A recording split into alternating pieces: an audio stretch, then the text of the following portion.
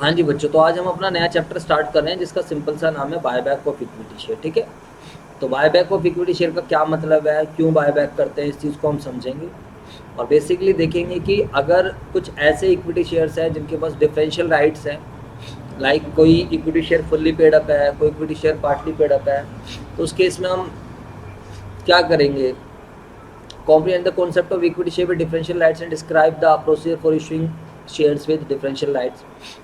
अब ये हमें यहाँ पर ये देखना होगा, अकाउंटिंग एंट्रीज में हमें प्रॉब्लम नहीं आएगी, लेकिन पहले हमें ये देखना है कि कंपनीज एक्ट जो है क्या प्रोविजंस हैं, कि कंपनीज एक्ट के बायबैक के रिगार्डिंग क्या कुछ प्रोविजंस है। ये बात आप सभी बच्चों को पता है, भली बात भी पता है कि जब हम इक्विटी शेयर होल्डर्स का पेमेंट वापस देते हैं, इक्विटी शेयर होल्डर्स को पेइंग बैक कर रहे हैं, हम इसी चीज़ को हम क्या बोलते हैं, बायबैक बोलते हैं।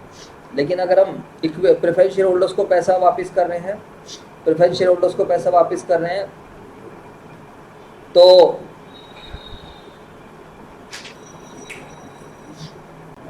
अगर हम प्रेफरेंस शेयर होल्डर्स को पैसा वापस करते हैं उसको हम बोलते हैं basically redemption of preference share. Debenture holders को पैसा वापस करते हैं उसको बोलते हैं रिडम्पशन ऑफ डिबेंचर। लेकिन अगर कंपनी प्रेफरेंस शेयर होल्डर्स को पैसा वापस कर रही है उसको बेटा हम प्यार से क्या बोलते हैं, ध्यान रखना, उस केस में हम लोग जो बोलते हैं बायबैक बोलते हैं। अब ये बात आप अपनी कॉमन सेंस लगाओ, जो हम लोगों ने रिडम्पशन ऑफ प्रेफरेंस शेयर पढ़ा तो आप लोगों ने देखा यार सेक्शन 55 की कंडीशंस आई, और सेक्शन 55 ने कितना मतलब प्रोटेक्शन करी आउटसाइडर्स की, कि आप प्रेफरेंस शेयर होल्डर्स को पैसा दे रहे हो तो भाई कहीं ना कहीं जो लैंडर्स है, क्रेडिटर्स है, इनका रिस्क क्या हो रहा है, बढ़ रहा है। कहीं ना कहीं देखा जाए तो ये लोग जो है उस पोजीशन में इन्हें डर हो रहा है, इन लोगों को डर किस चीज़ का हो रहा है कि कल को यार कंपनी हमारा पैसा ना दे पाए। कंपनी तो पहले पैसा किसका पे कर रही है, जल्दी से बताओ, कंपनी तो पहले मालिकों का पैसा दे रही है, जबकि लॉजिकली तो क्या बनता है, पहले पैसा किसका दिया जाए, लैंडर्स का, क्रेडिटर्स का, आउटस्टैंडिंग पार्टीज का, इनका पैसा दिया जाए। समझ में आई बात है नहीं? तो सर ऐसे केस में इनके राइट्स को प्रोटेक्ट करने के लिए सेक्शन 55 बनाया गया, और सेक्शन 55 ने ये बात कही कि जब कभी भी आप प्रेफरेंस शेयर कैपिटल को रिडीम कर रहे हो, जब कभी बोली उठा दी किताब दो रखे, जब कभी भी आप प्रेफरेंस शेयर कैपिटल को रिडीम कर रहे हो तो उस केस में आपको क्या करना है, या तो उतने का, अरे नीचे वाले कॉर्पोरेट अकाउंट, या तो आप उतने का क्या करो, फ्रेश इशू करो, या फिर आप उतने की क्या क्रिएट करो, सीआरआर। समझ में आई बात है नहीं? तो अब आप थोड़ा सोच के देखो, अगर हम इक्विटी शेयर होल्डर्स को पैसा वापस कर रहे हैं तो आपको नहीं लगता कि इक्विटी शेयर होल्डर्स के रिगार्डिंग भी there will be certain terms, कुछ ना कुछ ऐसी बातें रहेंगी जो हमें फॉलो करनी पड़ेगी। समझ में आई बात या नहीं है? हाँ बोलो। हाँ क्या हो गया? ठीक है। हाँ हाँ।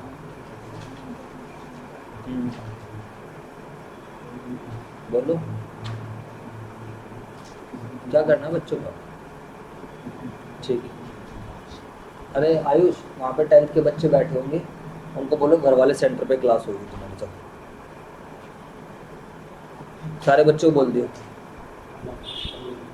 तो यहाँ पर अगर हम बाय बैक कर रहे हैं इक्विटी शेयर होल्डर्स को, इक्विटी शेयर होल्डर्स को अगर हम उनका पैसा दे रहे हैं तो इसका मतलब है without any terms and conditions तो हम उन्हें पैसा नहीं देंगे। कंपनी एक्ट ने इसके रिगार्डिंग भी कुछ ना कुछ क्या बनाए होंगे बेटा, प्रोविजंस बनाए होंगे। समझ में आई बात है नहीं? और प्रोविजन कुछ ना कुछ सिमिलर रहेंगे, लाइक उतने का आपको क्या करना पड़ेगा, सीआरआर क्या करना पड़ेगा, क्रिएट करना पड़ेगा। समझ आई बात है नहीं? जी सर, तो यही चीज़ हम समझेंगे इस वाले चैप्टर में। बाकी अकाउंटिंग एंट्रीज में कोई भी प्रॉब्लम नहीं है, मैं आपको पहले बता देता हूँ, अकाउंटिंग एंट्रीज में आपको कोई भी प्रॉब्लम नहीं आएगी। पहले ड्यू करेंगे, ड्यू करने के बाद हम पेमेंट कर देंगे, सीआरआर बनाने की भी आपको एंट्री आती है। बस हमें थोड़ा सा जो लीगलिटी वाली बातें हैं, कंपनीज एक्ट क्या कह रहा है, इसके लिए हमें कंपनी लॉ को पढ़ना पड़ेगा, जो कि आपका कंपनी लॉ का पार्ट है। ठीक है बच्चों? तो यहाँ से आप जो जो टॉपिक्स होते जा रहे हैं उसको आप अपने कंपनी लॉ से भी कुछ कुछ कनेक्ट कर सकते हो। जी, आवाज नहीं आ रही क्या? हेलो सर, इसमें सीआरआर क्यों क्रिएट होगा, क्योंकि सबसे एंड में दिया जाता है क्या कह रहा है भाई? Equity share. हैं? सर, इसमें जो सीआरआर क्रिएट हो रहा है, सीआरआर क्या कह रहा भाई? हेलो, आवाज आ रही है सर? आ रही है, आवाज आ रही है, आवाज आ रही है? आवाज आ रही है बिल्कुल। सर मैं कह रहा हूँ इसमें जो सीआरआर क्रिएट हो रहा है, क्योंकि इक्विटी शेयर होल्डर को तो लास्ट में दिया जाता है ना, तो फिर किसका हाँ, प्रोटेक्ट होगा? बट हम लास्ट में नहीं दे रहे ना मेरे भाई, हम लास्ट में नहीं दे रहे ना। लास्ट में दे रहे होते तो हम खाली इक्विटी शेयर होल्डर को थोड़ी सबको दे रहे होते। लास्ट में दे रहे होते तो हम लिक्विडेशन ऑफ कंपनी पढ़ रहे होते, लिक्विडेशन ऑफ कंपनी चैप्टर पढ़ रहे होते। वो शायद आपके सिलेबस का पार्ट नहीं है, वो सीए इंटरमीडिएट लेवल पे पहले पढ़ने को मिलता था, अब नहीं पढ़ना है। हम लास्ट में रिडम्पशन नहीं कर रहे हैं, ऐसा कुछ भी अपनी साइकोलॉजिकली मत रखना कि कंपनी हमारी बंद होने वाली है और तब हम पैसा दे रहे हैं, नहीं।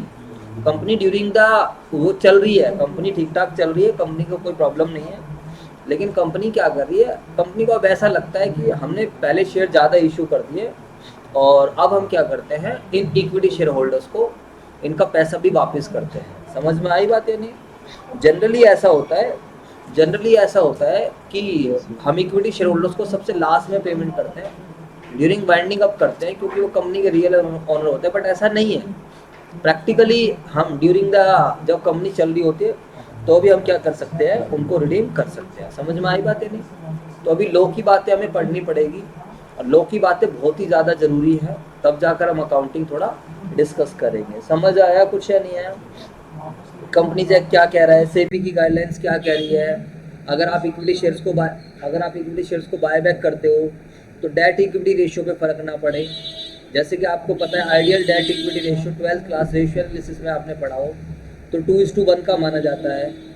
तो अगर आप 2:1 तक का रेशियो यानी कि डेट्स ट्वाइस हो इक्विटी के, लेकिन पता चल रहा है आपका इक्विटी की पेमेंट करने के बाद डेट्स कुछ ज़्यादा ही हो गए। डेट ज़्यादा होने का मतलब क्या है कि जो क्रेडिट जो हमारे लैंडर्स हैं जिन्होंने हमें लोन दे रखा है उनका रिस्क क्या होगा, बढ़ जाएगा। तो ये सारी बातें भी आपको पता चलेंगी, कौन कौन सी बातें हैं जो मैं इतना सस्पेंस बना रहा हूँ, जो मैं आपको समझाने की यहाँ पर थोड़ा कोशिश कर रहा हूँ। समझ में आई बात या नहीं, जल्दी से बताओ। और क्या टर्म्स होंगी और क्या करना पड़ेगा? देखो आप कॉमन सेंस लगाओ, अगर एक छोटी सी कंडीशन है डेट इक्विटी रेशियो 2:1 का रखना होता है तो डेट डिवाइडेड बाय इक्विटी होता है।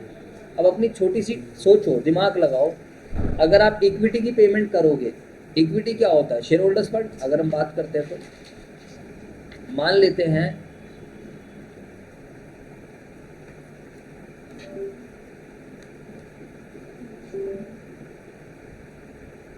एक मिनट, ये जूम कैसे हो गया?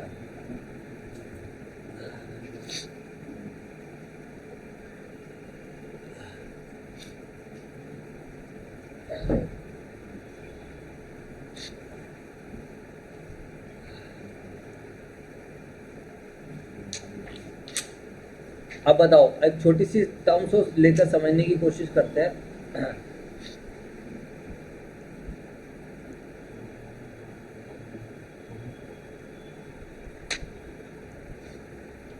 अगर मान लेते हैं डेट आपका 20 रुपये का, इक्विटी आपकी 10 रुपये की, यानी कि इक्विटी में शेयर होल्डर्स फंड है, ठीक है, मान लेते हैं खाली इक्विटी शेयर होल्डर्स फंड है, ऐसा मान लेते हैं। समझने की कोशिश करना सभी बच्चे।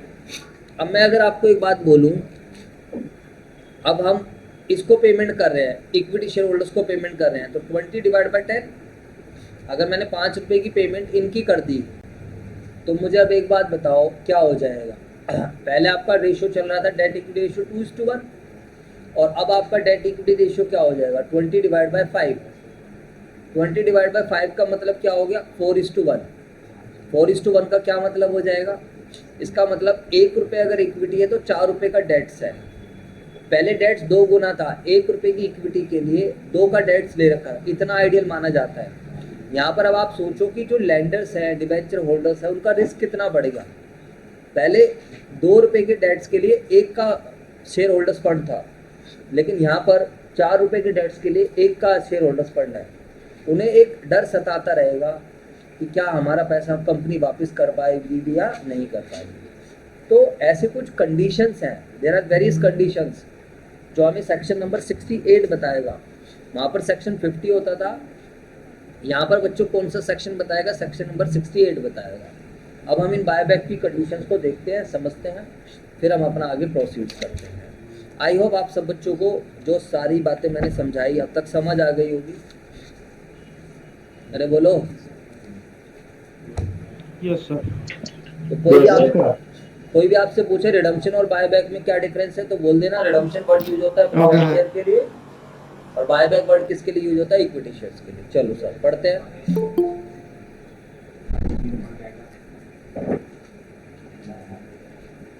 हाँ जी, देखते हैं।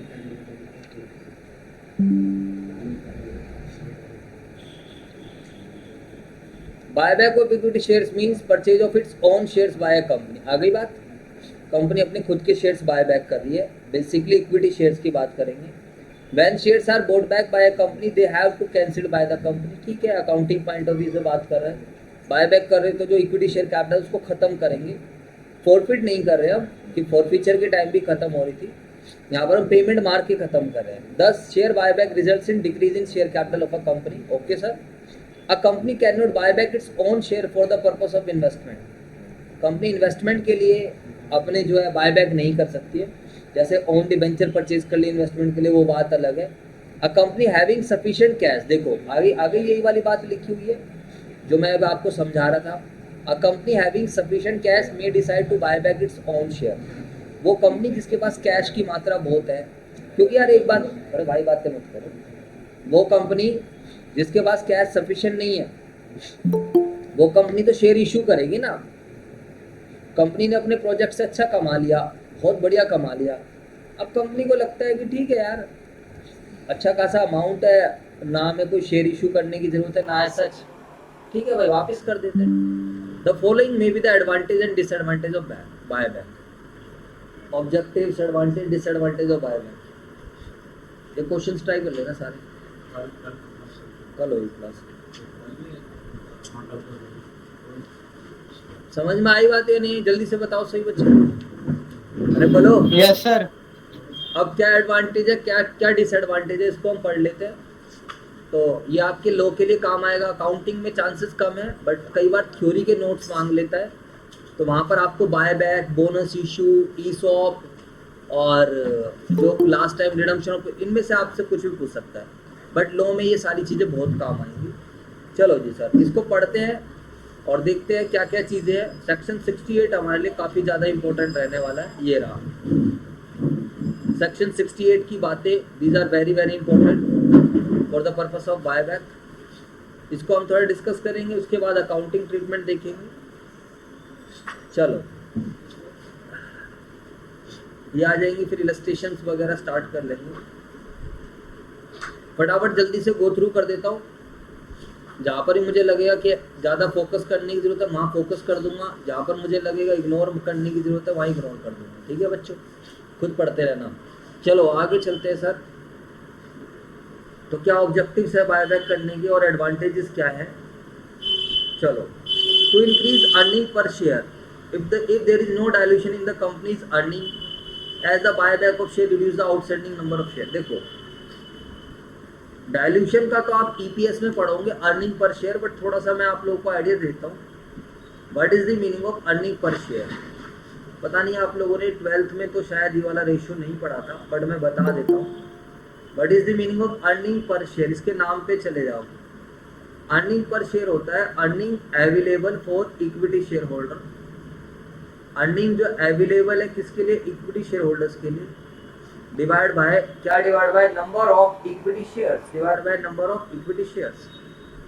मान लो कि हमारी कंपनी ने 5 लाख रुपए का नेट प्रॉफिट कमाया after tax, after preference, dividend, सब कुछ देने के पास। Company left with the profit of ₹5 lakh, और कंपनी के पास मेरे बेटा 1 लाख शेयर है। कितने शेयर है, 1 लाख है। तो बताइए what is EPS, what is earning per share, जल्दी से बताओ। ईपीएस हो जाएगा 5 रुपीज़। जब आप कभी भी किसी भी कंपनी में इन्वेस्ट करते हो तो देखा करो उसका मार्केट प्राइस पर शेयर क्या है, अर्निंग पर शेयर क्या है, प्राइस अर्निंग रेशियो क्या है। जब आप कल को शेयर मार्केट में पैसा लगाओगे तो वहाँ पर रेशियोज काफ़ी काम होता है। ईपीएस रिप्रेजेंट करता है earning per share, how much an a company's earning for its equity share holders. तो 5 रुपये कमाया है, मतलब कंपनी ने एक शेयर के लिए 5 रुपये कमाए। ठीक है सर, नो प्रॉब्लम, आगे चलो।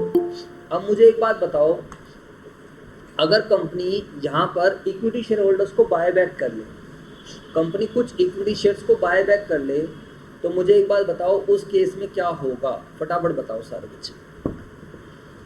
अगर कंपनी कुछ इक्विटी शेयर्स को बाय बैक कर ले तो अपनी कॉमन सेंस लगाओ, बाय बैक करने से ये वाले इक्विटी शेयर बढ़ जाएंगे या कम हो जाएंगे, जल्दी बताओ।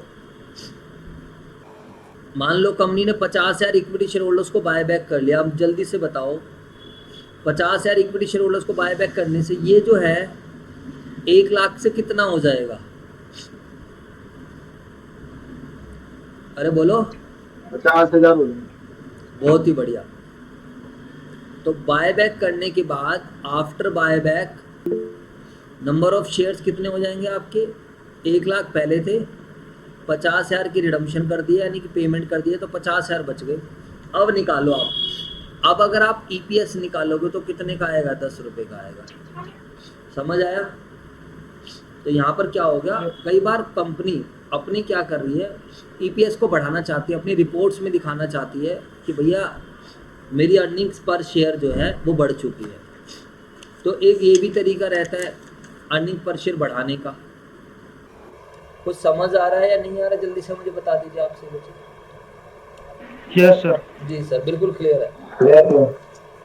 उसके अलावा to increase promoters holding as the shares are bought back और कैंसिल। देखो प्रमोटर्स होल्डिंग को बढ़ाने के लिए what is the meaning of promoters? Promoters वो लोग होते हैं जो कंपनी को स्टार्ट करते हैं, जो जिनके पास कंपनी को रन करने का आइडिया आता है, जो कंपनी के इनिशियल स्टेज में कंपनी के साथ खड़े रहते हैं। अब इनिशियली तो कंपनी को पैसे की आवश्यकता रहती है, तो इनिशियली तो कंपनी क्या करती है, शेयर्स वगैरह इशू करती है। गेट बंद कर दिया।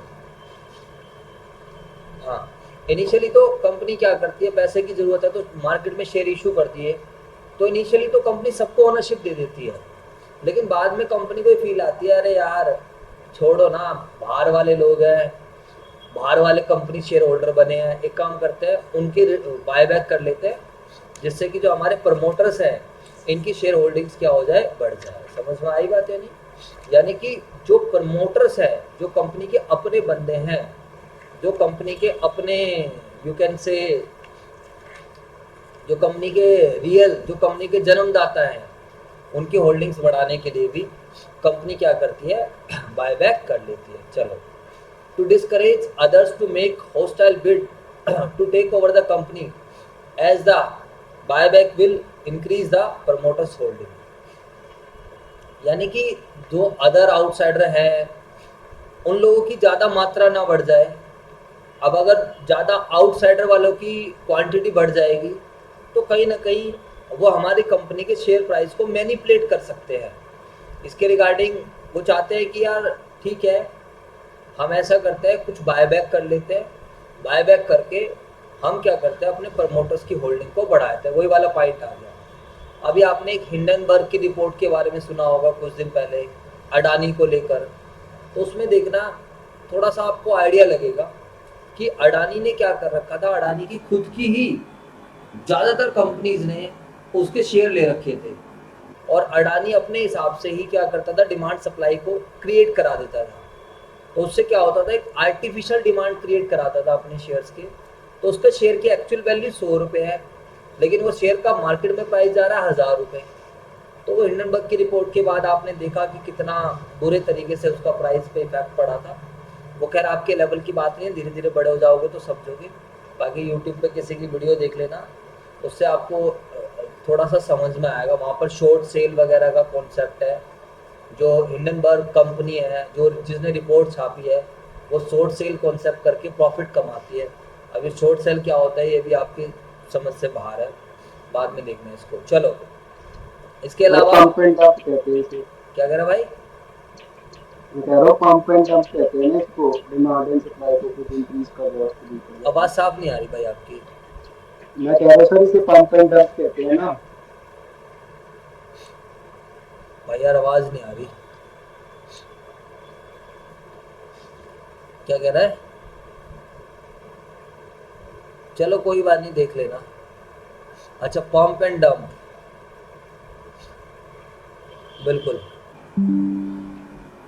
तो ये कुछ इन्होंने पॉइंट्स बता रखे हैं जो आप देखोगे, to support the share price on the stock exchange when the share price in the opinion of company management is less than its worth specially in the depressed market.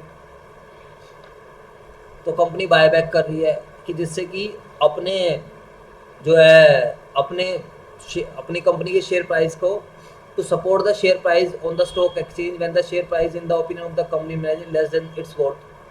Company को लग रहा है कि भाई साहब जो है इसका जो शेयर प्राइस है वो अंडर वैल्यूड है, मार्केट में कम प्राइस पे जा रहा है, तो कंपनी क्या कर रही है, बाय बैक करके ऐसा प्लान कर रही है कि शेयर की वैल्यू क्या होगी, बढ़ जाएगी। टू पे सरप्लस कैश, ये वाला मेन पॉइंट रहता है, to pay surplus cash to the shareholders when the company does not need it for the business. Main point यही है, और सारे पॉइंट्स सेकेंडरी रहते हैं क्योंकि रिडम्पशन करने के लिए आपको पैसे की ज़रूरत है। अगर आपके पास पैसा ही नहीं है तो यू कांट रिडीम, सीधी सी बात ध्यान रखो, यू कांट बाय बैक। तो अब आपके पास पैसा होगा, क्योंकि इक्विटी शेयर होल्डर को तो वैसे भी मांग तो सकते ही नहीं इक्विटी शेयर होल्डर्स तो आप लिक्विडेशन के टाइम ही पे करोगे। हाँ, इक्विटी शेयर होल्डर्स को पैसे की अगर ज़रूरत पड़ती है तो वो सेकेंडरी मार्केट में सेल करके अपना करते रहते हैं, वो एक अलग चीज़ है। लेकिन कंपनी को ज़रूरत नहीं है उनको पैसे वापस करने की। बट कंपनी के पास अगर ठीक ठाक फंड्स पड़ा हुआ है, उसको दूसरी अपॉर्चुनिटी नहीं दिख रही है, तो कंपनी ऐसा सोचती है। अब यहाँ पर क्या है, कंपनी कहाँ से बायबैक कर सकते हैं, इन चीज़ को देखो सारे बच्चे। बायबैक करने के लिए हम क्या क्या सोर्सेज है, what are the various sources जहाँ से कंपनी क्या कर सकती है, बायबैक कर सकती है। द कंपनी में परचेज इट्स ओन शेयर और other specified securities out of,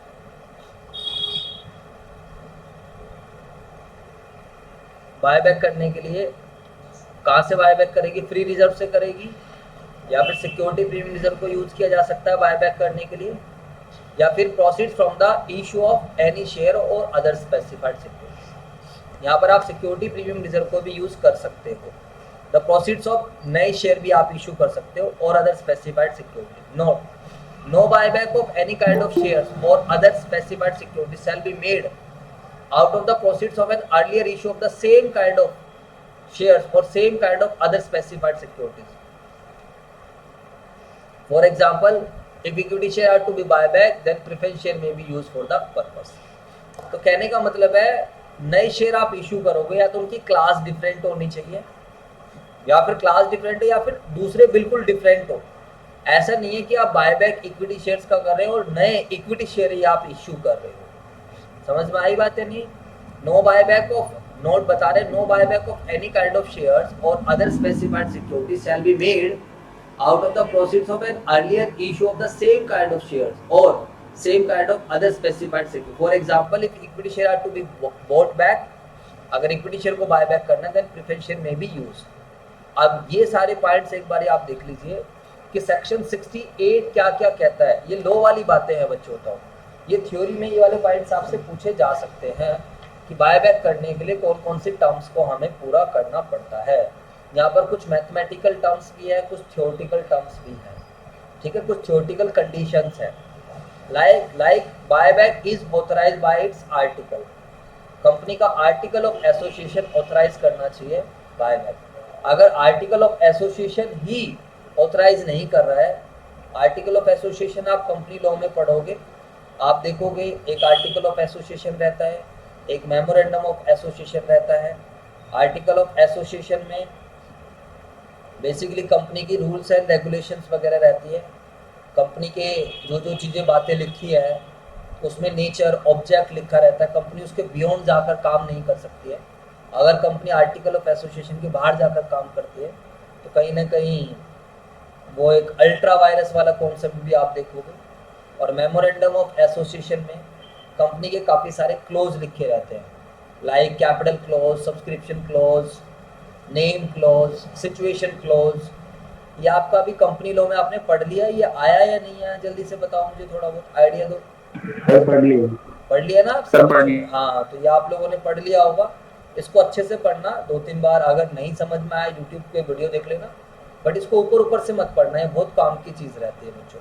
मेरा अकाउंटेंसी में इससे ऐसा इतना ज़्यादा लेना देना नहीं है, तो मैं इसलिए ज़्यादा डीप में नहीं ले जा पाऊँगा आप लोगों को। मेरा काम है कंपनी ट्रांजेक्शन्स कर रही है उसकी अकाउंटिंग करके दिखाओ, बट कॉर्पोरेट अकाउंटिंग में कुछ लो वाली बातें हैं और बायबैक हो रहा है, तो बायबैक में कंपनीज एक्ट ने क्या बातें कही हैं वो मुझे आपको बतानी पड़ेगी। लाइक पहला पॉइंट क्या है, article of association must authorize, AOA इसको ऑथराइज करना चाहिए। स्पेशल रिजोल्यूशन मैंने पहले बताई थी कि आपको स्पेशल रिजोल्यूशन जनरल मीटिंग में पास करना पड़ेगा टू ऑथराइज द बायबैक। अब जनरल मीटिंग के regarding AGM, extra ordinary general meeting साल में कितनी बार कंडक्ट करनी होती है, कोई नई कंपनी बन रही है उसके लिए एजीएम कितने दिनों में कंडक्ट करनी होती है, प्रॉक्सी क्या है, अगर सारे मेंबर्स प्रेजेंट नहीं है तो क्या होगा, कौन कौन से ऐसे मुद्दे हैं जो ऑर्डिनरी बिजनेस वाले माने जाते हैं, कुछ स्पेशल बिजनेस के मुद्दे हैं, ऐसा ऐसा अगर आपने कुछ सुना होगा तो आई थिंक आपको आइडिया होगा जनरल मीटिंग वाला चैप्टर हो गया आप लोगों का। No sir. हाँ, तो ये चैप्टर भी अभी आपका आगे कंपनी लॉ में मिलेगा। तो साल में आई थिंक 4 मीटिंग करनी होती, मतलब साल में एक मीटिंग होती है जिसको हम एजीएम का नाम देते हैं। एनुअल जनरल मीटिंग जो है जो कि 30 सितंबर से पहले पहले करानी होती है। उस केस में क्या करना होता है, जो है हम शेयर होल्डर से अप्रूवल लेते हैं, बताते हैं उनको कि हम इतना डिविडेंड डिक्लेयर करेंगे, उनसे पूछा जाता है। तो अगर बाकी मिनिमम एक होती है, मैक्सिमम तो आप कर सकते हो प्लान, और कुछ टाइम पीरियड भी रहता है वो देख लेना। अब यहाँ पर ये कहा है कि आपको स्पेशल रिजोल्यूशन पास करना पड़ेगा। दो तरीके के रिजोल्यूशन होते हैं किसी भी डिसीजन को एक्सेप्ट कराने के लिए, एक होता है ऑर्डिनरी रिजोल्यूशन, एक होता है special resolution. Ordinary resolution just like voting की तरह है। मैंने आपको बोला बच्चों कि चलो मैं आज की क्लास नहीं ले रहा हूँ, आप वोट कर दो, मैंने पोल डाल दिया आपके ग्रुप में, और अगर मेरे पास 51% वोट्स आ गई मेरे फेवर में तो वो डिसीजन मान लिया जाएगा। लाइक मैंने बोला बच्चों आज आपकी क्लास नहीं होगी तो आप प्लीज़, मैं आपका OR के थ्रू डिसीजन लूँगा। अगर 51% स्टूडेंट्स फेवर में रहते हैं तो there will be no class, और अगर अगेंस्ट में रहते हैं तो लेनी पड़ेगी। ये तो हो गया ऑर्डिनरी रिजोल्यूशन। स्पेशल रिजोल्यूशन में क्या होता है, 3/4 वोट्स आपके फेवर में होनी चाहिए। जैसे मैंने टेस्ट की बात करी, तो बच्चों टेस्ट तभी कैंसिल होगा जब 75% स्टूडेंट्स क्या करेंगे, एक फेवर में इसके क्या करेंगे, वोट करेंगे। समझ में आई बात या नहीं? तो आप जो कंपनी के मेन मुद्दे हैं वहाँ पर हम स्पेशल रिजोल्यूशन पास करवाते हैं, और जो नॉर्मल है जिससे इतना ज़्यादा इम्पैक्ट नहीं पड़ेगा वहाँ पर हम क्या पास कराते हैं, जनरल, वहाँ पर ऑर्डिनरी रिजोल्यूशन पास करते हैं। ठीक है बच्चों, इतना ही काफ़ी है, बाकी आप लॉ में पढ़ते रहना। आई थिंक इतना आपके लिए और मेरे लिए दोनों के लिए क्या है, सफिशिएंट है। तो ये बात आप सब बच्चों को पता चल गई है कि हाँ यार सर, कंपनी अगर जो है क्या बोलते हैं बायबैक करने जा रही है तो फिर बेटा कंपनी को क्या करना पड़ेगा, फटाफट बताओ। कंपनी अगर बायबैक करने जा रही है तो कंपनी को क्या करना पड़ेगा, स्पेशल रिजोल्यूशन क्या करना पड़ेगा, पास करना पड़ेगा। समझ आया कुछ नहीं, जल्दी बताओ। Yes sir. जी सर, बिल्कुल क्लियर होगी बातें। आगे चलते हैं सर। इसके बाद अगर हम आगे की तरफ चलते हैं तो और क्या है। अब ये वाला देखो, एक बार में कंपनी इससे ज़्यादा बायबैक नहीं कर सकती है। इसको पहले आप एक बार ही पढ़ो, मैं बता रहा हूँ आपको।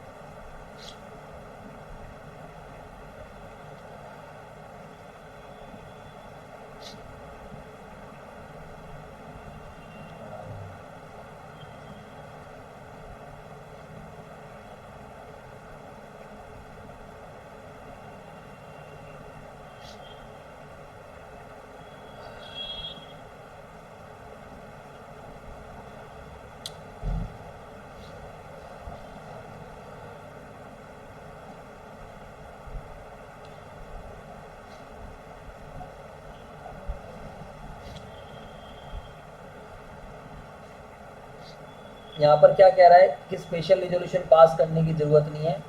However, the above provision do not apply where the buyback is 10% or less of the paid up share capital plus free reserves। अगर कोई भी कंपनी बायबैक कर रही है, कितना बायबैक कर रही है, 10% और लेस देन किसका, paid up share capital plus free reserves का, and it is authorised by board resolution. Board और डायरेक्टर्स ने रिजोल्यूशन पास किया है, duly convened in the meeting.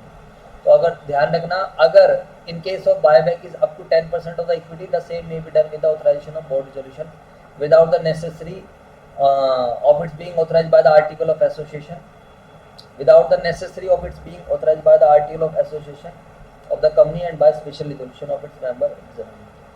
The same may be done with the authorization of the board resolution without the necessary. ठीक है, तो मतलब ये कहा कि चलो थोड़ा बहुत बाय बैक कर रहे हो तो नो प्रॉब्लम, कोई दिक्कत नहीं है, आर्टिकल अलाउ भी नहीं कर रहा तो भी चल जाएगा।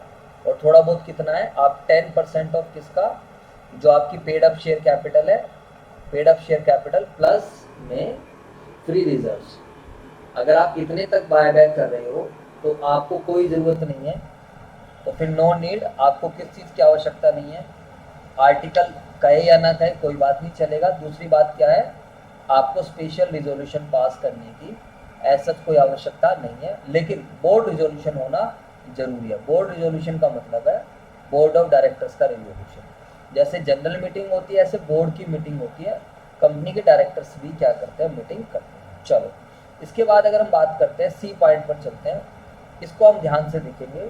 यहाँ पर जो पॉइंट है, the buyback must be equal और less than, the buyback must be equal or less than 25% of the total paid up share capital and free reserves of the company।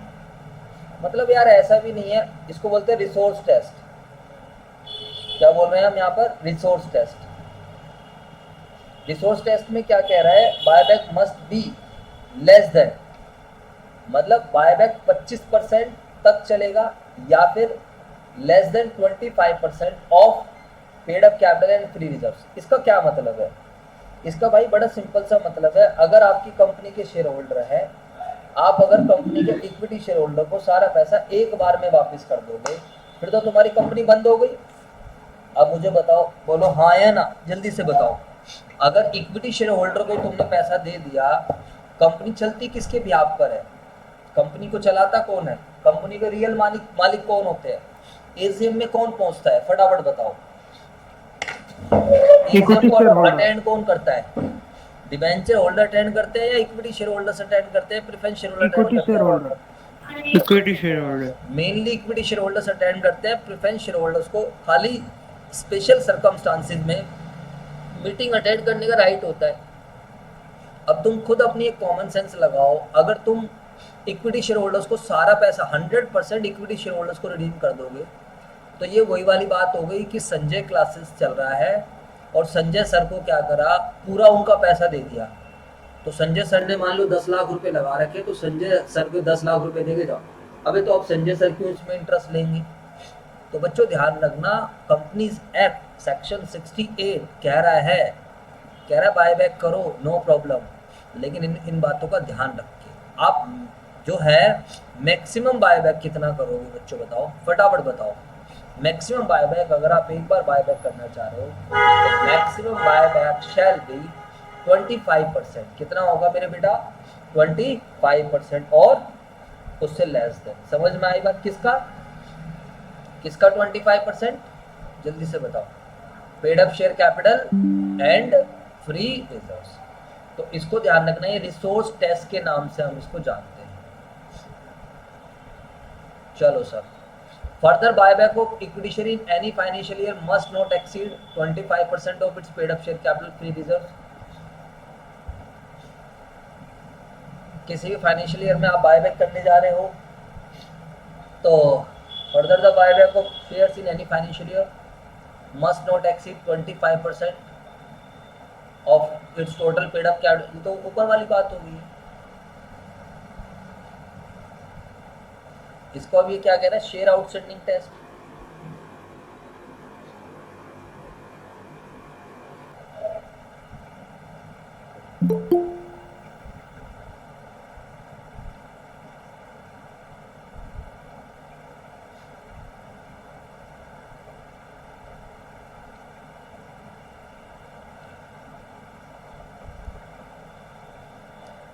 The buyback must be equals to, the buyback must be equal or less than 25% of the total paid up capital and free reserves of the company. Further, the buyback of shares in any financial year must not exceed 25% of its total paid up capital. चलो ये तो दोनों मुझे same से ही लग रहे हैं, बाकी देखते हैं एनी फाइनेंशियल ईयर की बात कर रहे हैं यहाँ पर बस। वहाँ पर ऐसा कुछ नहीं है। बायबैक मस्ट बी इक्वल और less then 25% of the total paid up capital free reserve. Buyback of shares must not exceed, तो बात तो वही है 25%। चलो आगे देखते हैं, पढ़कर आगे कुछ पता चलेगा। देखो ये बात मैंने आपको थोड़ी देर पहले भी समझाई थी। The ratio of debt on owed by the company, चाहे सिक्योर्ड डेट हो चाहे अनसिक्योर्ड हो, after such buyback is not more than twice the debts of its paid up capital and its free reserves. तो इसको हम बोलेंगे debt equity ratio test. ये तीसरा टेस्ट हो गया। मतलब आप अंधाधुंध बायबैक नहीं करोगे, आप बायबैक इस तरीके से करोगे कि आपका डेट इक्विटी रेशियो 2:1 तक रहे। 2:1 से ज़्यादा का नहीं हो जाना चाहिए। समझ में आई बात या नहीं? अरे बोलो। Yes sir. Yes sir. इससे ये हो रहा है कि जो डिवेंचर होल्डर है डरेगा नहीं, कहेगा ठीक है कंपनी कर रही है एज पर लो चल रही है चीज़ें, तो रिस्क जो है ज़्यादा नहीं रहेगा। ठीक है। नोट सेंट्रल गवर्नमेंट में प्रेस्क्राइब, सेंट्रल गवर्नमेंट चाहे तो higher ratio of the debt than the specified under this clause for a class और class of company. Central government चाहे तो कुछ भी कर सकती है अपनी कंपनीज के लिए, पार्टिकुलर कंपनीज के लिए। That here should include both long term as well as short term. ध्यान रखना यहाँ पर लॉन्ग टर्म और शॉर्ट टर्म दोनों डेट्स को इंक्लूड करा गया है। समझ में आई बात या नहीं आई? जल्दी से बताओ। अच्छा अच्छा अच्छा।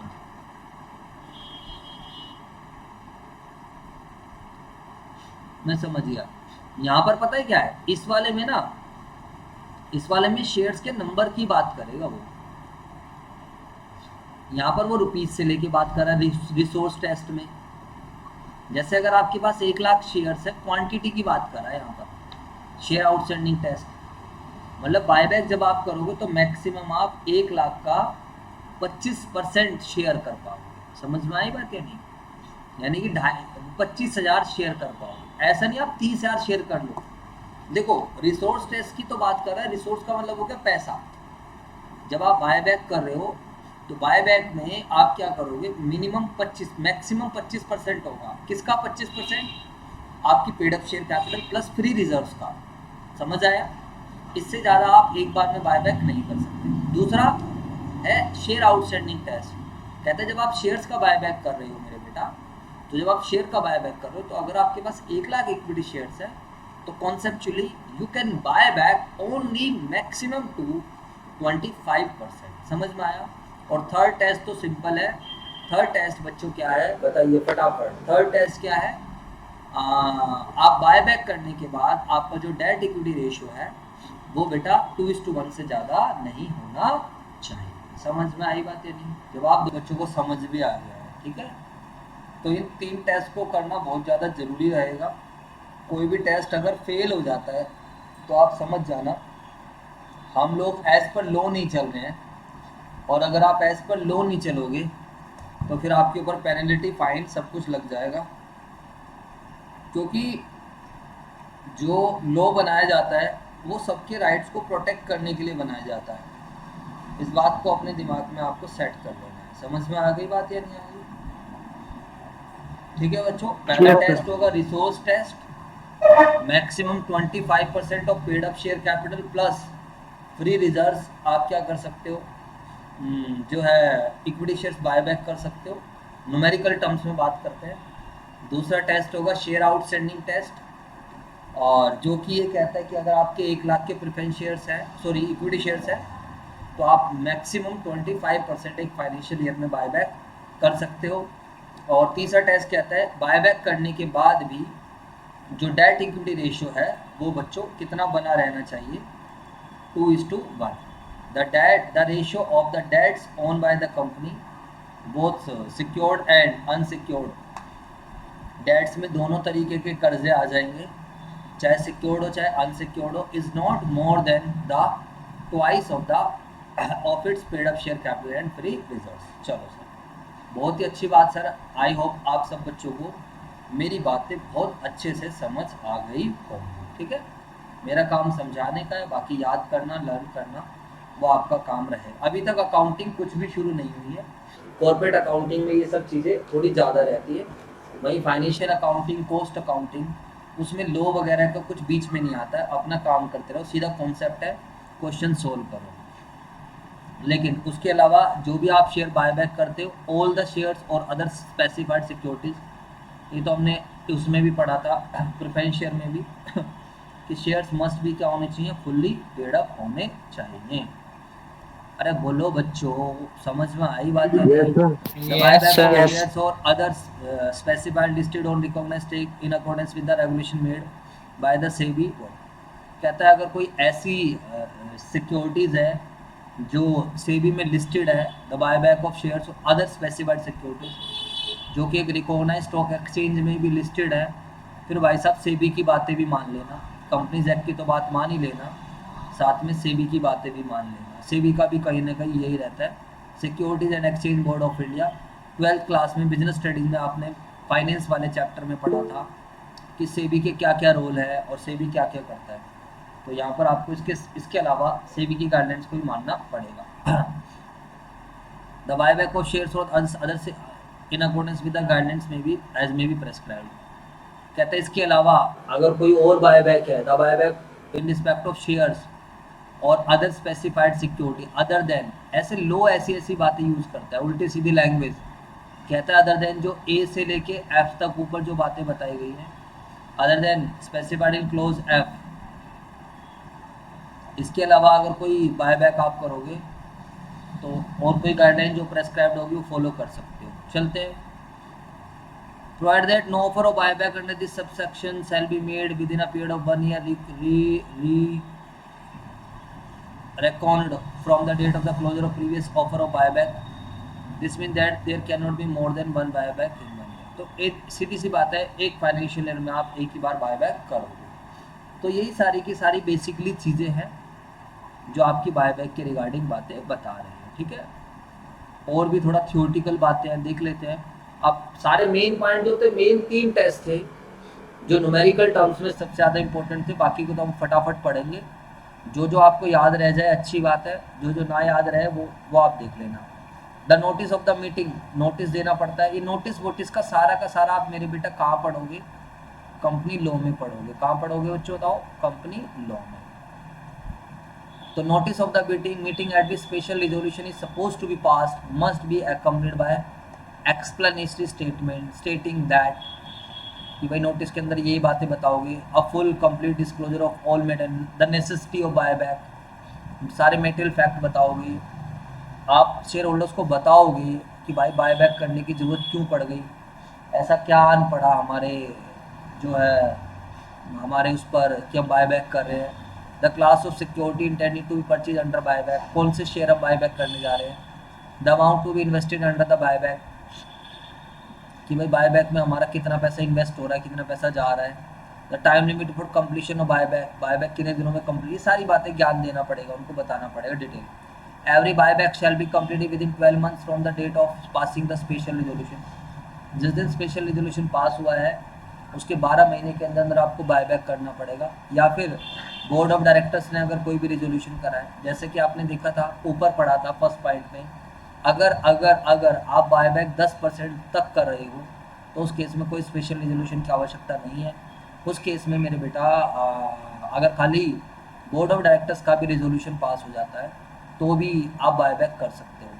लेकिन जैसे ही बोर्ड ऑफ डायरेक्टर का रिजोल्यूशन पास होए या स्पेशल रिजोल्यूशन पास होए तो उसके 1 साल के अंदर अंदर मेरे बेटा क्या करना पड़ेगा, आपको बायबैक करना पड़ेगा। समझ में आया बात? जी sir. The buyback may be from the existing security holders on a proportionate basis. इसका मतलब क्या हुआ, व्हाट डज इट मीन, इसका क्या मतलब है। चलो मैं देखता हूँ आपकी इंग्लिश कितनी अच्छी है या आप कितनी अच्छी इंटरप्रिटेशन कर लेते हो। बताइए इस लाइन का मतलब बताओ।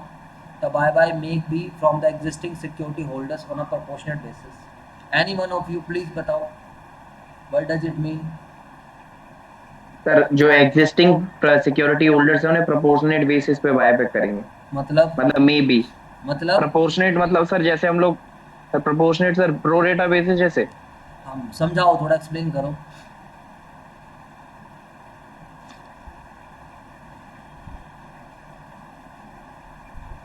एनीवन ऑफ सर वो बेसिकली ये कह रहा है कि प्रो राटा बेस मतलब जितना आपने उनको बोला होगा उसमें वो जितना अप्लाई आपने जितना वो अलॉट सर करेंगे जैसे जितना वो एक्सेप्ट करेंगे। सर सर जैसे 1000 का शेयर्स वो लेके बैठा है कोई भी शेयर होल्डर, तो उसे 500 के बायबैक करे ऐसे।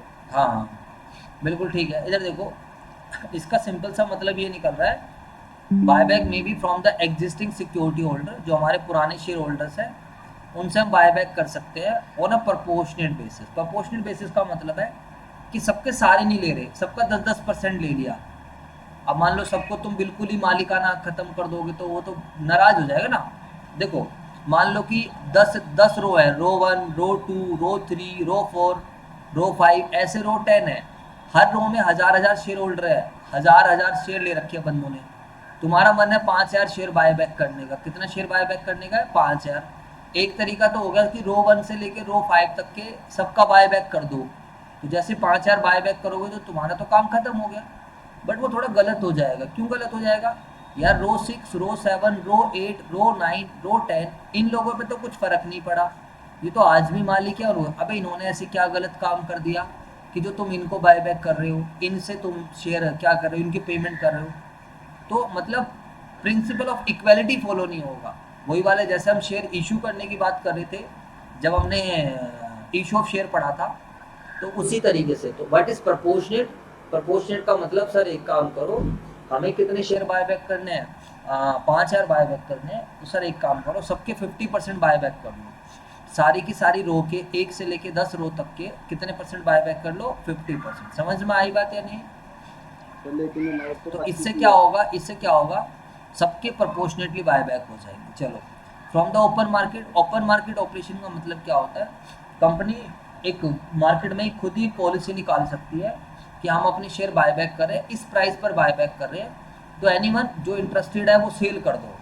उसको हम बोलते हैं ओपन मार्केट ऑपरेशन। डिबेंचर्स में भी है ये वाला मेथड, हमारा रह गया है। और एक चीज़ और ध्यान रखना, कंपनी जब जनरली बायबैक करती है तो जनरली लॉस पे बायबैक करती है। यानी कि 100 के बदले कंपनी 102 रुपये देती है, 105 रुपये देती है, क्योंकि ऐसे इक्विटी शेयर होल्डर नहीं देंगे।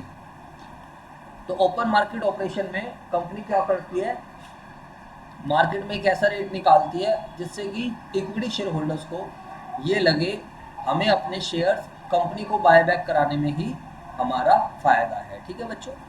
Bye purchasing the securities issued to the employees of the companies pursuant to the scheme of stock. तो ये ईसॉप के अकॉर्डिंगली हमने उनको शेयर इशू करे थे और वो हमने क्या कर लिए, बायबैक कर लिए। ईसॉप का भी टॉपिक है, वो हम कवर करेंगे, देखते हैं। बट इसके बाद मैं आपको बता देता हूँ, ये बेसिक चैप्टर्स हैं। ज़्यादा हमें एक यूनिट में अटके रहेंगे तो वो दिक्कत हो जाएगी कि पता लग रहा है एक यूनिट से इतना ज़्यादा नहीं आया।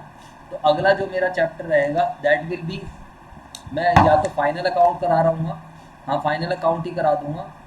और उसके अलावा इसके बाद फिर जो हम करेंगे, we will be covering with final account के बाद हम एक इंटरनल रिकंस्ट्रक्शन और अमलगामेशन वाला चैप्टर कर लेंगे।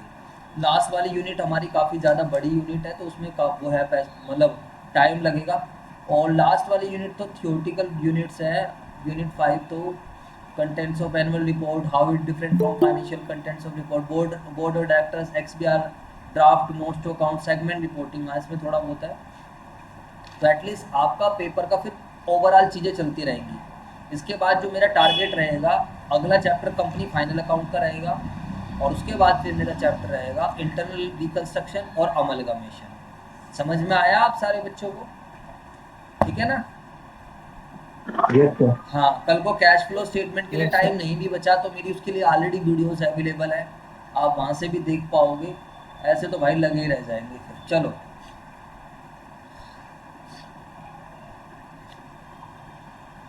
देखो ये वाली बात भी होती है, जहाँ पर एक कंपनी बायबैक करती है अपने ओन शेयर्स को, it shall extinguish and physically destroy the security so bought back within 7 days of the last date of completion of buyback. पहले होता था जब ऑनलाइन ही ऑफलाइन जब सर्टिफिकेट वगैरह रहते थे तो उसको फिजिकली डिस्ट्रॉय करना पड़ता था। अब आज के टाइम तो कोई ऑफलाइन सर्टिफिकेट तो होते नहीं, ऑनलाइन रहते हैं, तो इसकी ऐसे इतनी नीड नहीं है। जहाँ पर एक कंपनी ने अपने खुद के शेयर बायबैक कर लिए, ये उनको अलग रखेगी और उनको फिजिकली डिस्ट्रॉय करेगी securities to so bought back within 7 days. 7 days के अंदर जो आप इक्विटी शेयर बाय बैक कर लिए हैं उनके जो है सर्टिफिकेट लेके आओ, उन्हें फाड़ो।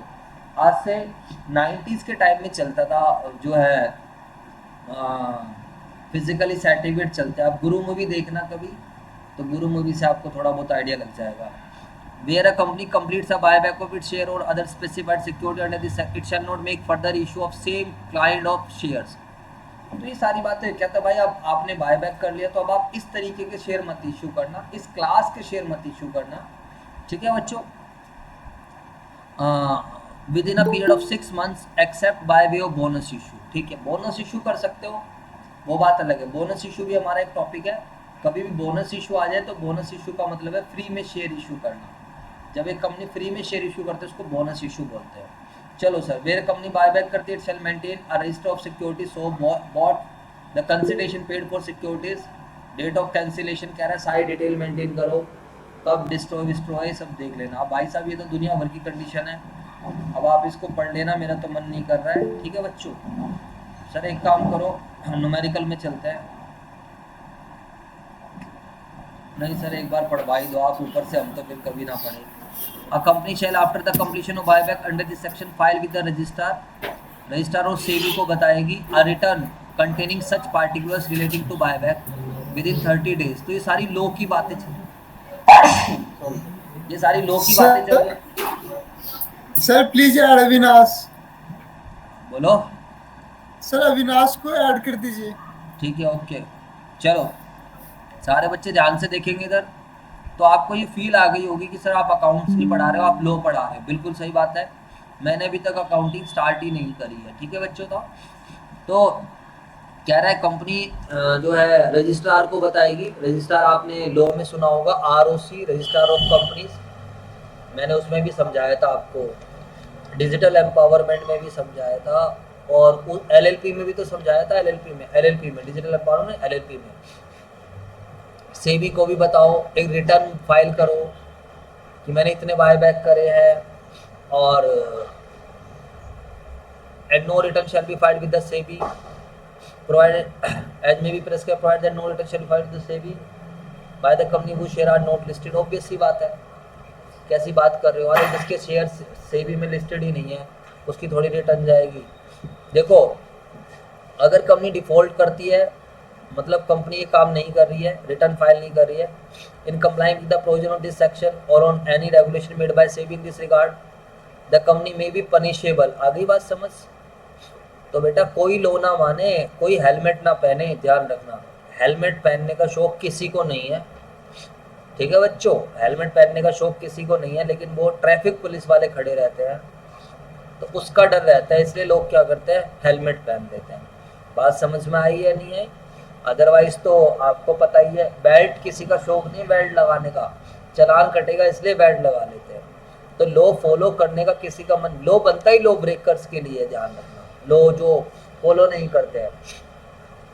तो कंपनी को फाइन लगेगा which shall not be less than 1 lakh rupees. बताओ 1 लाख रुपए का फाइन लगेगा, which may be extend to 3 lakh rupees and every officer, और साथ में कंपनी के हर एक ऑफिसर को जिसने ये डिफॉल्ट करा है shall be punishable with the imprisonment for up to 3 years। आई बात समझ? तो देखो कानून कितना सख्त है। कहते हैं चलो तो पैसे तो तुम दे दोगे, कंपनी में तो पैसा बहुत रहता है, लेकिन अगर किसी की एक दिन की भी फ्रीडम छिन जाती है उससे उसको उस टाइम रियलाइज होता है what is the value of freedom. आपका एक दिन के लिए मोबाइल ले लिया जाए तो भाई साहब उस दिन आपको रियलाइज होगा कि हाँ यार गलत हो रहा है मेरे साथ, और एक दिन अगर किसी कमरे में बंद कर दिया जाए तो आप समझ जाओगे। तो अगर जेल में भेजा जाता है मोबाइल फिर कुछ नहीं मिलता है। तो कह रहे हैं 1 लाख से 3 लाख रुपए तक फाइन भी लग सकता है, और साथ में मेरे बच्चों 3 साल तक की जेल भी हो सकती है और फाइन भी लगेगा। समझ में आई बातें नहीं? तो यहाँ से आप लोगों को क्लियर हो जानी चाहिए बातें कि सर लॉ को पढ़ना कितना ज़्यादा जरूरी। इसीलिए तो लोग कंपनी नहीं बनाते हैं। बताओ कंपनी ना बनाने का यही तो रीज़न है। कंपनी बनाओगे तो दुनिया भर के क्या आ जाएंगे, कंप्लाइंसेस आ जाएंगे। प्रोप्राइटरशिप पार्टनरशिप में काम करते हैं। सेक्शन 69(1) स्टेट दैट से company purchase its own share out of the free reserves और security premium account sum equal to the nominal value of share so purchase shall be transfer to CRR। तो इसमें कोई बड़ी बात नहीं है। अगर कोई भी कंपनी अपने रिवेन्यू प्रॉफिट से बाय बैक कर रही है, यानी कि मेहनत के प्रॉफिट से, फ्री रिजर्व से, या फिर कंपनी सिक्योरिटी प्रीमियम रिजर्व से बाय बैक कर रही है, तो उसको उतने का क्या बनाना पड़ेगा, CRR। उतने का क्या बनाना पड़ेगा, CRR। ठीक है। Of such account transfer to CRR and details of such account shall be disclose in the balance sheet. Okay. The shares और other specified security which are propose to be bought back must be fully paid up. ये बात हमने पहले भी पढ़ी थी कि जितने भी आप इक्विटी शेयर्स बाय बैक करोगे फुल्ली पेड अप होने चाहिए। द CRR में भी अप्लाइड। एक चीज ध्यान रखना, CRR का खाली एक ही यूज होता है, और CRR का मेरे बेटा क्या यूज रहता है, फटाफट बताओ, fully paid up bonus share के लिए। समझ में आई बात नहीं? द CRR में भी applied by the company in paying up unissued share of the company to be issued. तो बोनस शेयर क्या होता है बताइए, एनीवन ऑफ यू? तो बोनस शेयर क्या होता है? बोनस शेयर का मतलब होता है जो शेयर फ्री में इशू करें।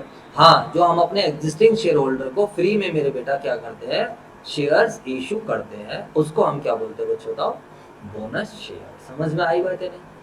देखो, आपको इस तरीके से पढ़ाने की कोशिश करी जा रही है कि आपको सारी चीज़ों का आइडिया लग जाए और आप आगे इन फ्यूचर में आपको दिक्कत ना आए। और थोड़ा बहुत घर पे पढ़ लोगे, आपका माइंड इतना शार्प है, ध्यान रखना, आपकी लाइफ में हमारी तरह इतनी सारी सिरदर्दियाँ नहीं है कि ये भी करना है, ये भी करना है। आपकी लाइफ इस टाइम ये है, बस खाली पढ़ना है, फालतू टेंशन नहीं, और तुम्हें अपनी मौज मस्ती करनी है बस। तुम पैसा नहीं कमा रहे हो, तो पैसा नहीं कमा रहे हो, ये एक अच्छी बात है, क्योंकि रिस्पॉन्सिबिलिटी आ जाती है। अब लाइक मैं पैसा कमा रहा हूँ तो मैं अपना नहीं पढ़ पा रहा हूँ, मुझे बस आपको पढ़ाना है, या हम बच्चों को पढ़ा रहे हैं क्योंकि पैसा ले लिया। तो आप चीज़ों पढ़ो, रिकॉल करो, नोट्स बनाओ, फिर अब एक टाइम के बाद कमाने भी लग जाना, उसमें क्या दिक्कत है। चलो, स्पेसिफाइड सिक्योरिटीज का मतलब employ stock option plan, other securities, जो सेंटर फ्री रिजर्व। चलो, ये अच्छी डेफिनेशन है। फ्री रिजर्व्स के अंदर क्या क्या आ जाएगा? मीन सच रिजर्व्स जो लेटेस्ट ऑडिटेड बैलेंस शीट्स है, वही वाली बात। और फ्री रिजर्व्स का मतलब पहले भी मैंने बताया था, which are otherwise available for the purpose of distribution as dividend. Free profits वो प्रॉफिट्स जिसको हम यूज कर सकते हैं, किसके लिए? डिविडेंड बांटने के लिए। Provide that any amount representing unrealised gain, notional gains, notional gain जो कमाया नहीं है, revaluation of assets whether shown as a reserves और otherwise, any change in carrying amount of an assets, ये फ्री रिजर्व्स नहीं माने जाए। नोशनल गेन का मतलब है, मैंने बोला मेरी इन्वेस्टमेंट की वैल्यू बढ़ गई है, मिला तो है नहीं, तो नोशनल है, मैंने ऐसे बढ़ा दिया, बिल्डिंग की वैल्यू बढ़ा दी, रिवैल्यूएशन रिजर्व क्रिएट कर दिया, तो ये एक्चुअल में रियलाइज नहीं हुआ। समझ में आई बात? ये एक्चुअल गेन होता है कि एक्चुअल हो जाना, नोशनल का मतलब है जो एक्चुअली नहीं है। एसेट्स की लायबिलिटी में, कैरिंग अमाउंट का मतलब होता है बुक वैल्यू, एसेट्स की बुक वैल्यू में चेंज आना, लायबिलिटीज के अंदर, इक्विटी में इंक्लूडिंग सरप्लस इन प्रॉफिट और लॉस। तो ये शैल नोट भी, इसको ध्यान रखना, इसको रिजर्व नहीं माना जाएगा। चलो सर, अब हमारे पास कुछ इलस्ट्रेशंस हैं, कुछ क्वेश्चंस हैं, उसको हम देखते हैं। सर अगर हम एंट्रीज की बात करेंगे तो एंट्रीज वगैरह हो जाएंगे। अरे एंट्री में क्यों टेंशन ले रहे हो, एंट्रीज इन्होंने कहीं दी नहीं क्या? चलो मैं एंट्री बनवाता हूँ आप लोग।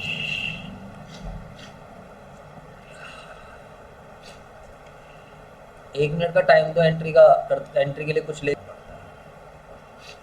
चलो, अब यहाँ पर आपको क्या दिख रहा है, मुझे जल्दी से बताओ सभी बच्चे। अरे क्या दिख रहा है स्क्रीन पे? ब्लैंक है ना? चलो, अब कॉपी पेन निकाल लो और मेरे साथ साथ अकाउंटिंग एंट्री लिख लो। आप लोग 2-4 लाइन खाली छोड़ देना। आज हम अकाउंटिंग एंट्रीज डिस्कस कर लेते हैं बायबैक की, मतलब एक पन्ना खाली छोड़ देना, उसमें बायबैक की कहानियां लिख लेना। तो सब क्या एंट्री बनाओगे बायबैक के लिए? फर्स्ट लिखो, if shares are partly paid up, if shares are partly paid up, then first they have to made as, उनको क्या बनाना पड़ेगा? fully paid up। अरे मैडम दूध ले आओ फिर वहां से, उसकी दुकान से, और क्या है, पैसे ले जाओ लो। चलो बताइए एंट्री क्या बनाओगे? सर इसमें तो हम परफेक्ट है, यही तो हमारी एक फेवरेट एंट्री। बताओ क्या एंट्री बनाओगे इसकी? प्रेफरेंस शेयर में भी पढ़ा था। तो फाइनल कॉल का पैसा मंगाओगे बेटा, लिख ले हो रहा है ना सारे बच्चे? Share final call to share capital. लिख रहे हो ना आप सारे बच्चे? Yes sir. ठीक है यस सर लिख रहे हैं। हाँ, equity share final call debit to equity share capital. बहुत ही बढ़िया, अच्छे बच्चे हो आप लोग, बहुत अच्छे बच्चे हो। तो फाइनल कॉल हम मंगा लेंगे, फाइनल कॉल ड्यू हो जाएगी। ठीक है बच्चों, चलो इसके बाद हमें रिसीव होएगा, इसके बाद हमें क्या होएगा? रिसीव। अरे यार इसमें ना ये गलती से संजय क्लासेस वाला आ गया है। वैसे तो मैं करता नहीं हूँ कभी भी, लेकिन ये मैंने अपने जो एक मेरा ऑनलाइन 12th का बैच चल रहा है उसके लिए मैंने ये डाला हुआ है। तो मेरे पास तो कुछ था नहीं इसलिए यहाँ पर आ गया। ठीक है बच्चों, बट चलो। तो बी अगर हम बात करते हैं अब हमें पैसा मिलेगा, रिसीव होने की क्या एंट्री बनाएंगे? बैंक अकाउंट डेबिट टू, क्या आ जाएगा बच्चों बताओ? Bank account debit to share equity share final. Online classes का ये फायदा है कि सारी क्लासेस रिकॉर्ड हो जाती है और हमारे रिसोर्सेज भी अच्छे से यूटिलाइज हो जाते हैं। सही नहीं कह रहा? Yes sir. सेकंड, आज मेरी तबीयत खराब है लेकिन तब भी मैं क्लास नहीं। दूध ले आओ मैडम, थोड़ी चाय कॉफी बना लो। लो उससे ले आना उसकी दुकान से।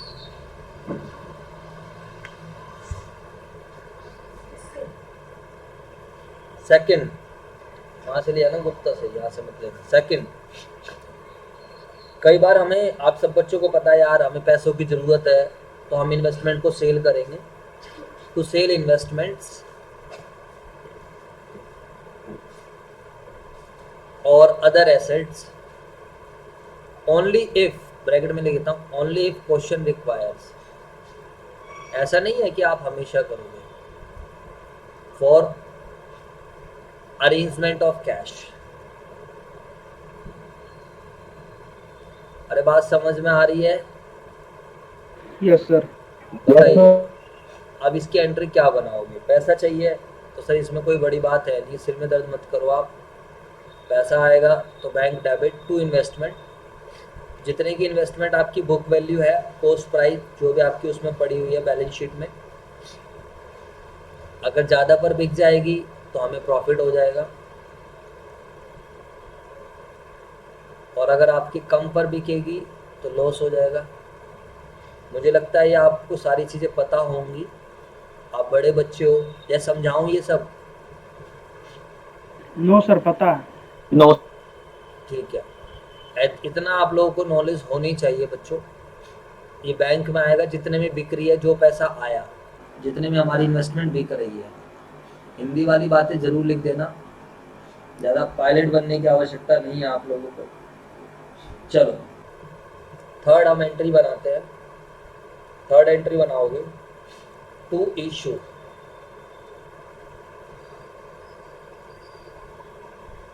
To issue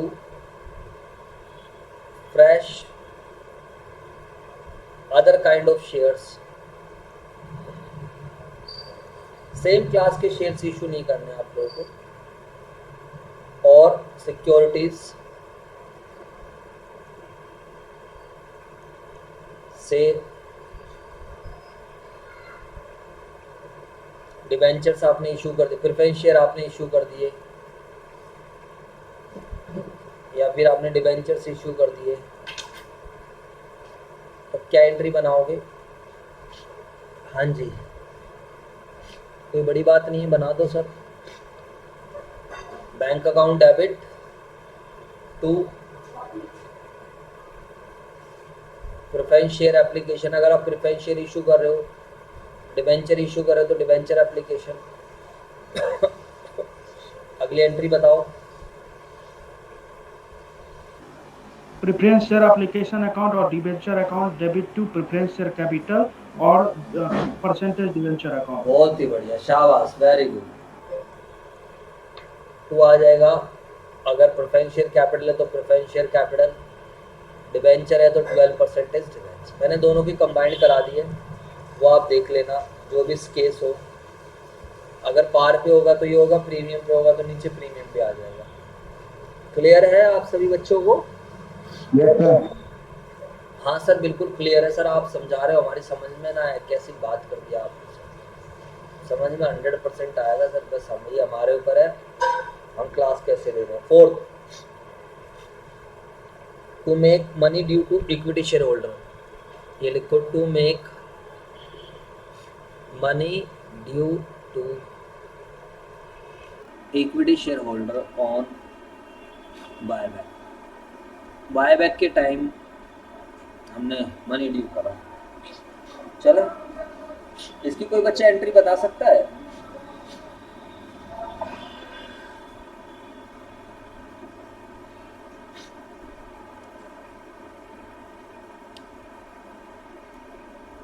If buyback is at par or if buyback is at premium,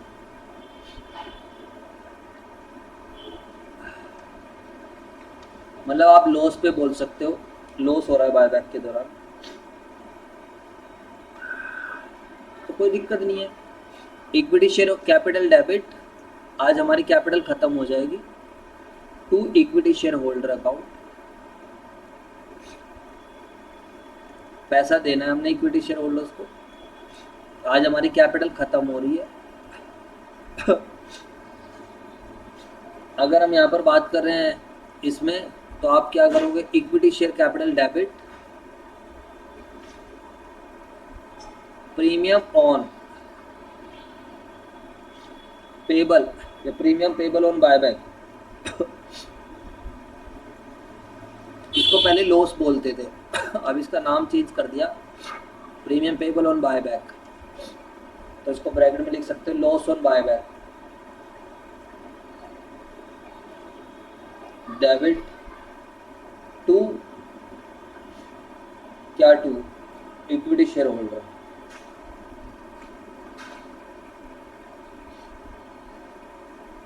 ठीक है बेटा, लॉजिक समझ आया? अरे बोलो। Yes yes sir. लॉजिक बड़ा सिंपल है। Yes, आप जैसे preference share capital preference share holder में करते थे, तो वहां पर आप क्या एंट्री बनाते, preference share capital debit to preference share holder. यहाँ पर equity share capital debit to equity share holder, preference share capital debit premium redemption debit to. मैं जानबूझकर ऐसे फ्लो में क्यों कर रहा हूँ? मैं तो सीरियल वाइज नहीं चल रहा। सीरियल वाइज चलते तो ईसॉप वगैरह पता नहीं क्या क्या आता बीच में, हमने तो नहीं करा ऐसा कुछ। तो जो चैप्टर जिससे कनेक्शन है वहां समझ लो। फिफ्थ, पेमेंट, पेमेंट कर रहे हैं हम टू इक्विटी शेयर होल्डर। तो इक्विटी शेयर होल्डर डेबिट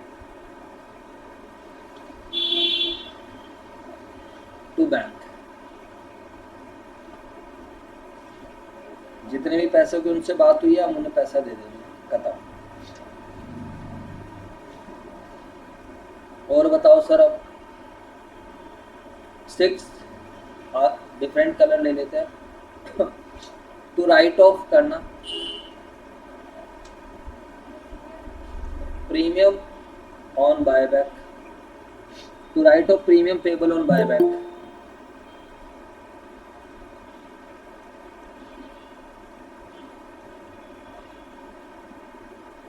अब अगर आपको प्रीमियम को राइट ऑफ करना है तो क्या एंट्री बनाओगे? सबसे बढ़िया तो सिक्योरिटी प्रीमियम रिजर्व है, तो उसी से राइट ऑफ करो। अगर आपके पास सिक्योरिटी प्रीमियम रिजर्व है तो वहां से करो, फर्स्ट प्रायोरिटी इसको देनी है। फिर अगर नहीं है ये सेकंड प्रायोरिटी फिर आप किसको दोगे? रेवेन्यू रिजर्व को, लाइक P&L हो गया, जनरल रिजर्व हो गया, ये सब हो गया। To premium on buyback. समझ में आई बात? Yes sir.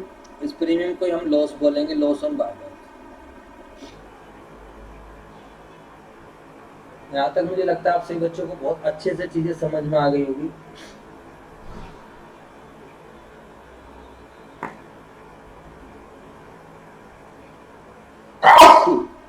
सॉरी। इसके बाद लास्ट एंट्री CRR क्रिएट करने की, entry for creation of CRR, entry for creation of CRR। CRR हमेशा कहाँ से बनता है बोलो? Revenue profit sir, revenue profits क्या होते हैं? कमाया हुआ पैसा। हाँ जी, कमाया हुआ प्रॉफिट तो सही है, which are otherwise available for the purpose of distribution as dividend, वो प्रॉफिट जिसको हम डिविडेंड के लिए यूज कर सकते हैं, जो फ्री प्रॉफिट्स है। ठीक है बच्चों, तो हम यहाँ पर हम क्या एंट्री बनाएंगे, जल्दी से बताओ, what will be the general entry? CRR अब आपको बनाना है तो कोई बड़ी बात तो है नहीं। Revenue P&L reserve account debit, debit to CRR account. Profit and loss account debit. ठीक है, जनरल रिजर्व, इसके अंदर जनरल रिजर्व आता है बेसिकली, कोई और रिवेन्यू रिजर्व आ जाएंगे। इस चैप्टर में ध्यान रखना, we can also use securities premium reserve. इस वाले चैप्टर में हम सिक्योरिटी प्रीमियम रिजर्व को भी यूज कर सकते हैं CRR के लिए।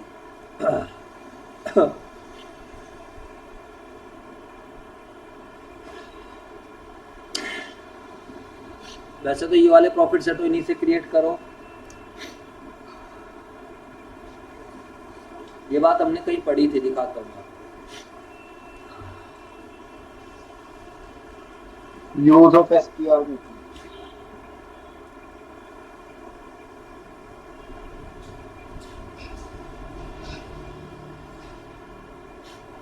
ये रहा,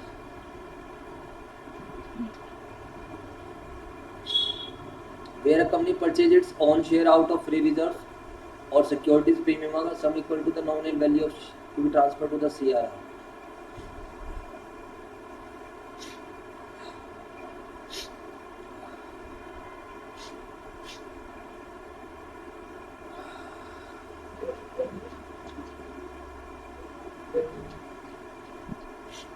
चलो जी सर, ये यहाँ तक समझ में आया सभी बच्चों को? और CRR खाली किसके लिए यूज किया जा सकता है?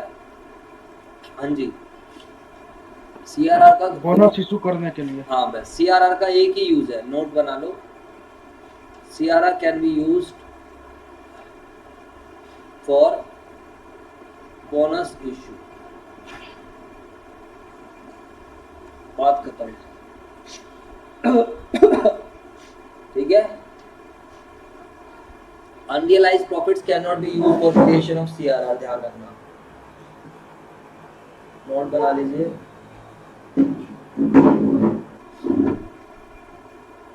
Unrealized profit like revaluation reserve cannot be used for creation of CRR। चलो जी बच्चों, मुझे लगता है आप सब बच्चों को समझ आया। कॉपी करा आप लोगों ने यहाँ तक? Yes sir. Yes sir. ठीक है,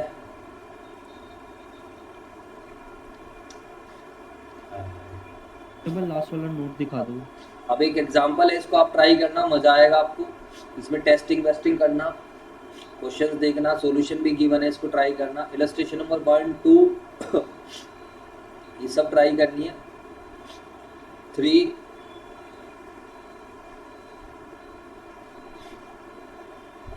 4 अगली क्लास में ये सारे क्वेश्चंस ट्राई करेंगे और फिर हम इस चैप्टर को कर लेंगे खत्म। ठीक है बच्चों, क्लियर है बातें? बाकी आपके जो 10 ईयर जितने बच्चों ने ले रखा है वो भाई 10 ईयर अपना साथ के साथ करते रहना, आपका भी देख लूंगा मैं। समझ में आई बात या नहीं आई? Yes sir. बाकी बुक से भी देखते हैं, ज़्यादा बड़ा चैप्टर तो नहीं है, इतना ही है, अगली क्लास में ख़त्म हो जाएगा। इसको भी देखेंगे, डिफरेंशियल कोटिंग राइट्स में क्या क्या है, क्या चीज़ें हैं। चलो फिर आज के लिए इतना ही बच्चों, थैंक यू सो मच। अभी अटेंडेंस ले लेता है आप लोगों की।